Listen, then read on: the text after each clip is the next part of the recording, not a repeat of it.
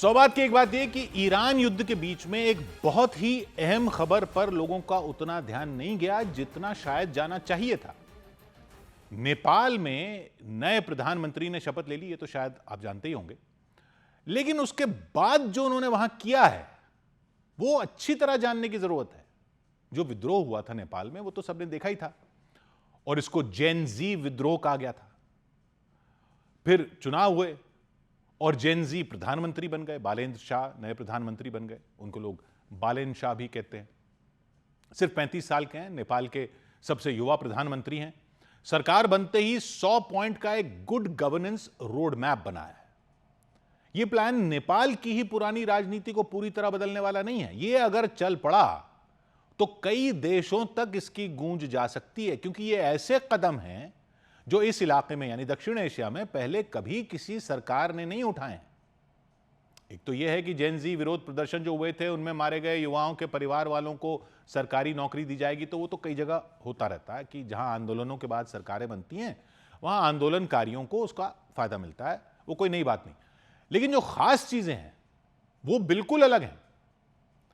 एक तो सरकारी अफसरों पर बहुत बड़े फैसले लिए हैं उन्होंने। कोई भी सरकारी अफसर अब किसी राजनीतिक पार्टी से नहीं जुड़ सकता।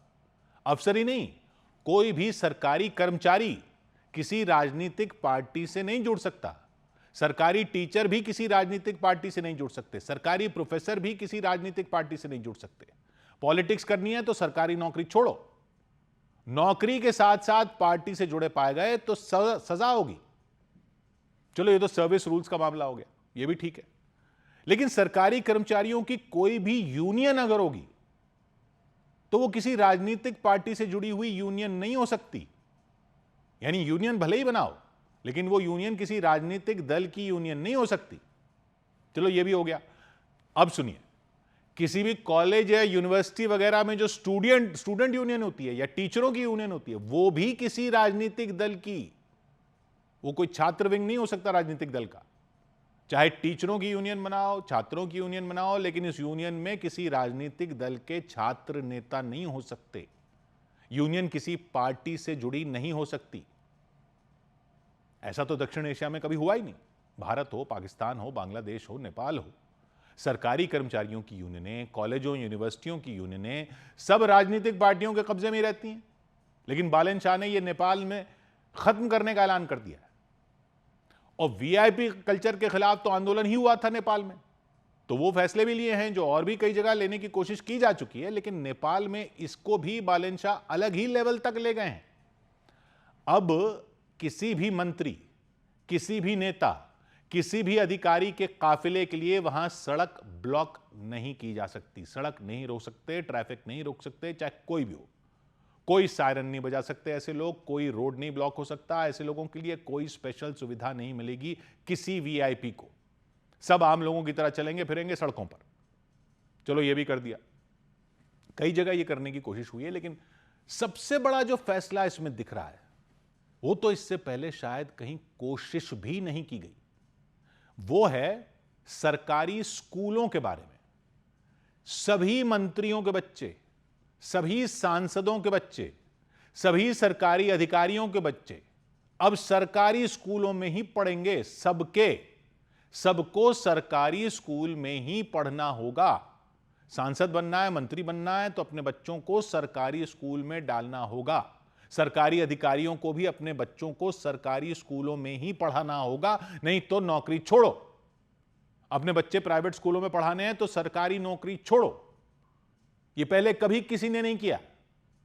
लॉजिक यही है कि अगर इन बड़े लोगों के बच्चे भी सरकारी स्कूलों में पढ़ेंगे तो अपने आप ये लोग देखेंगे कि सरकारी स्कूलों में पढ़ाई अव्वल दर्जे की हो। नेताओं को ही पॉलिसी बनानी होती है, अधिकारियों को ही पॉलिसी लागू करनी होती है। लेकिन खुद के बच्चे पढ़ रहे होते हैं प्राइवेट स्कूलों में तो उनको चिंता ही नहीं होती थी कि सरकारी स्कूलों में पढ़ाई का क्या हाल है। बजट देने में भी ज्यादा ध्यान नहीं दिया जाता था। तो अब नए प्रधानमंत्री की सोच ये लग रही है कि जब खुद के बच्चे भी सरकारी स्कूलों में पढ़ रहे होंगे तो अपने आप देखेंगे कि बजट कहां से निकालकर स्कूलों में लगाना है, टीचर कैसा पढ़ा रहे हैं, सब कुछ देखेंगे। भ्रष्टाचार रोकने के लिए तो कई फैसले लिए ही हैं बालेन शाह ने, जैसे कि 1990 से अब तक के सभी बड़े नेताओं और अधिकारियों की संपत्ति की जांच होगी। पुराने भ्रष्टाचार के केस दोबारा खोले जाएंगे वगैरह वगैरह। लेकिन वो तो खैर हर नई सरकार करने की कोशिश करती ही है और उसमें कई बार राजनीतिक बदले की कार्रवाई होनी शुरू हो जाती है, वो भी आरोप लगते हैं। लेकिन उनको अपने बच्चे सरकारी स्कूलों में पढ़ाने होंगे, ऐसा तो अभी तक सुना भी नहीं था। इसके अलावा प्राइवेट अस्पतालों के लिए फैसला सुना है कि प्राइवेट अस्पतालों में गरीबों के लिए 10% बेड फ्री रखने होंगे। महिलाओं के लिए मुफ्त बस सेवा शुरू होगी सब जगह। सरकारी मंत्रालयों की संख्या घटाकर सिर्फ 17 कर दी जाएगी। हर मंत्रालय को 7 मुख्य कामों का प्लान बनाना होगा। हर काम की डेडलाइन सेट करनी होगी कि ये टारगेट है, ये इस दिन तक पूरा करके दिखाना है। प्रधानमंत्री ऑफिस हर समय निगरानी करेगा। तो ये तो काफी जगह कोशिश की जा चुकी है, लेकिन सरकारी स्कूलों में सब बड़े लोगों के बच्चे पढ़ाने का फैसला इस सब से अलग ही है। अगर इसके साथ ही ये भी कर देते कि अगर कि सरकारी अफसरों को अपने परिवार वालों का इलाज भी सरकारी अस्पतालों में ही करवाना होगा और वो प्राइवेट अस्पतालों में जा ही नहीं सकते इलाज करवाने, तो उसी लॉजिक से शायद सरकारी अस्पतालों की हालत भी फिर अधिकारी लोग अपने आप ही ठीक करवा देते। और शायद ये सोचा भी गया होगा, लेकिन उसमें दिक्कत शायद ये आ रही थी कि सरकारी अस्पतालों में पहले से ही बेड के लिए मारामारी रहती है, तो अगर उनकी हालत ठीक करने के लिए नेताओं और अफसरों के लिए जबरदस्ती कर देते कि वहीं इलाज करवा सकते हैं, तो फिर वो और उनके रिश्तेदारी कहीं सारी सुविधाएं ना घिर लेते।